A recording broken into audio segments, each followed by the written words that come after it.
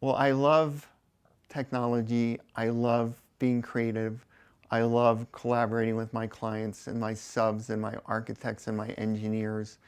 And I wanted to create an environment where everyone could do the best work possible and share it with everyone else in a very collaborative, open environment. I think a lot of design and construction, especially in the residential genre, is compartmentalized. An architect will take the project so far and then they'll kind of hand it off to another person, usually the builder and the engineer, and they'll do their thing and share it with everyone else in a very collaborative, open environment. I think a lot of design and construction, especially in the residential genre, is compartmentalized. An architect will take the project so far and then they'll kind of hand it off to another person, usually the builder and the engineer, and they'll do their thing. Meanwhile, the interior designer is sort of in the background,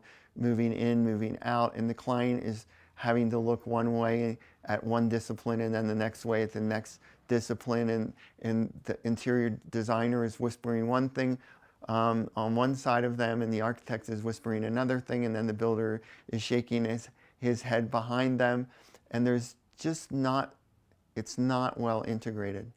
And it was frustrating. I've done so many complicated homes in my life, and they were more complicated because there wasn't a collaborative, open environment that allowed for seamless communication. The clients are the most important thing. So it's my job, it's my duty to create the best possible experience and the best possible house that I can.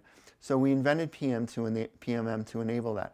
There is no technology solution, an integrated technology solution for the residential market, for builders who aren't building 20, 30, 50, $100 million projects. It just doesn't exist. There's all sorts of small software platforms, but there's nothing that sort of brings everybody together and lets them collaborate.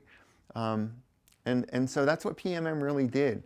It took a technology, an existing technology, SketchUp, which is a software tool, and it uses that and all of the experience we have over 20 years of building tons of really gorgeous homes, and it synthesizes it into a process. And the process is not, there are aspects of BIM in it, certainly, and there's no residential BIM solution that really integrates all of the people in the process. So it's partly a BIM solution, but it's also a people solution. It's a project management solution. It's a solution that puts the client in the center always, and you know, basically the process is faithful to the client. So PMM is all about serving the client and the builder and creating a collaborative platform so that everybody can work and do the best at their jobs, and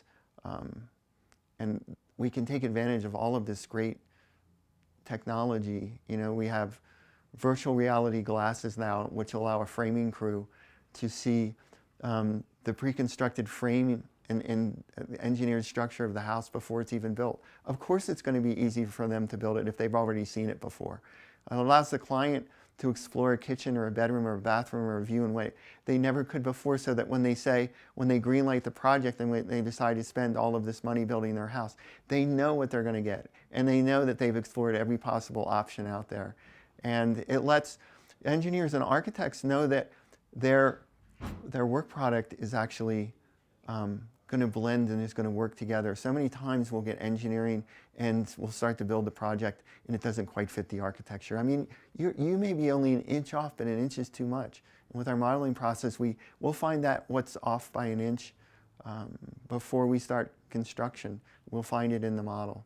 PMM is basically nothing more than building the house in the model so that everybody can be a part of the process and can see exactly what the finished house is going to be like.